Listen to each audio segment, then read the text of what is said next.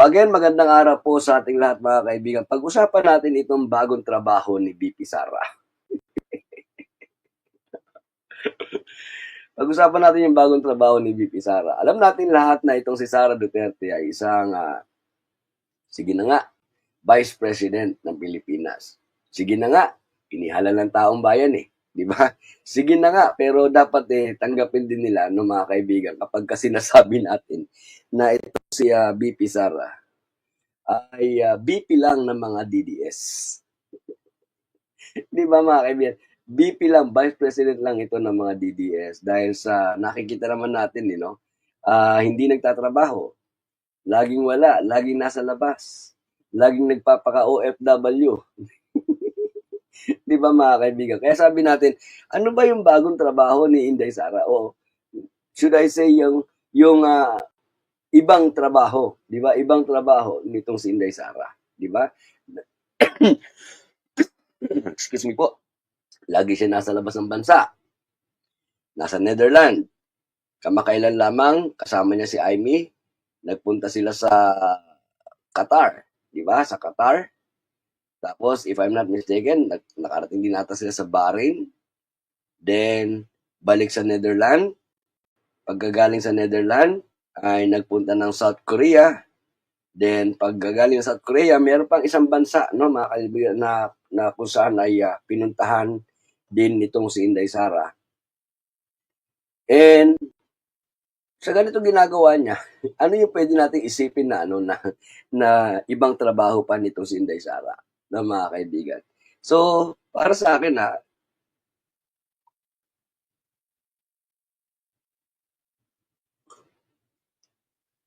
mga kaibigan, masasabi natin na ang isa pa sa mga trabaho ni Inday Sara yung travelers vlog. Travelers vlogger na itong si Inday Sara, mga kaibigan, di ba?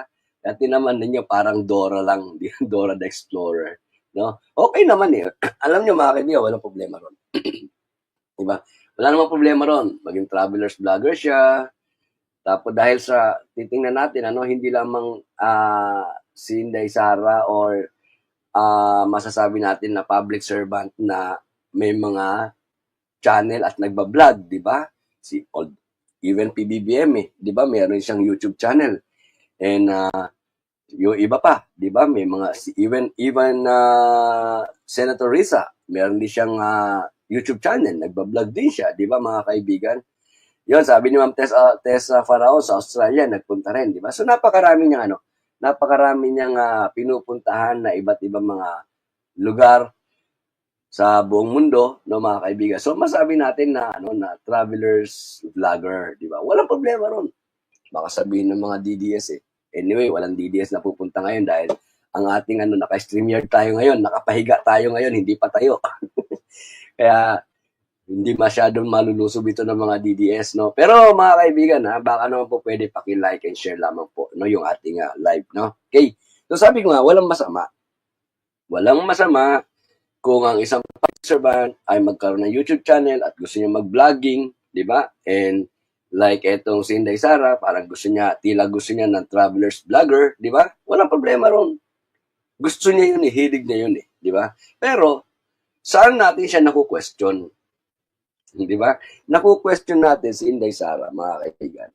Doon sa ginagawa niya, di ba? Doon sa kanyang mga ginagawa at mga ikinakalat sa ating mga kababayan sa iba't ibang panig ng daigdig, di ba? Ano yun? Yung kanyang ginagawang paninira, pipilit na maguho, magiba, matibag, yung administrasyon, no, mga kaibigan. Wait lamang po ha. At yung ating wifi ay gumagalaw. Wait lamang mga kaibigan. Patatagin lang natin yung wifi. Ayan, okay. And we're back. Di ba? Doon natin siya naku-question mga kaibigan. Unang-una, wala na nga siyang ginagawa bilang vice presidente sa Pilipinas. Lagi siyang wala sa Pilipinas. Lagi siya nasa biyahe. Ang masama doon, ginagawa na niyang bahagi ng kanyang trabaho, yung paninira sa gobyerno. Hindi ba siya nag-iisip?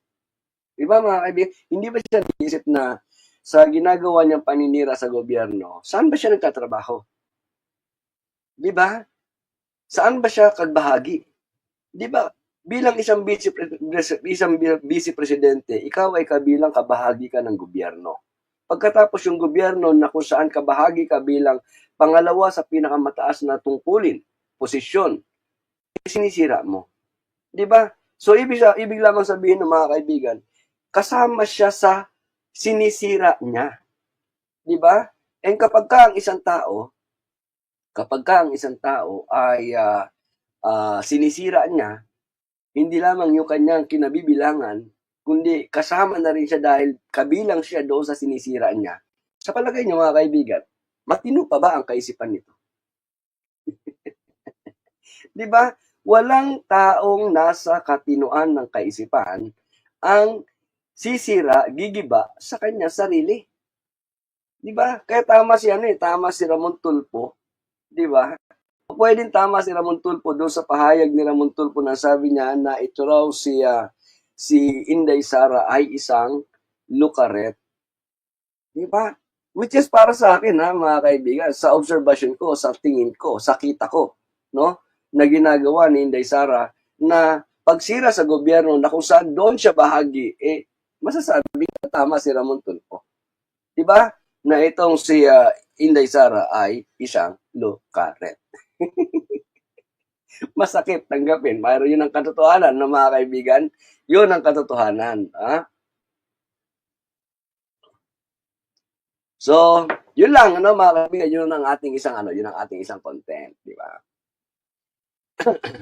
And sa mga bago pa lamang napapasok dito sa channel natin at makakapanood kahit na replay mga kaibigan, please like and share and do subscribe on our channel, di ba? Dahil dyan na po tayo humuhugot ng ating inspirasyon every time na tayo ay nagla-live ng mga kaibigan. Okay?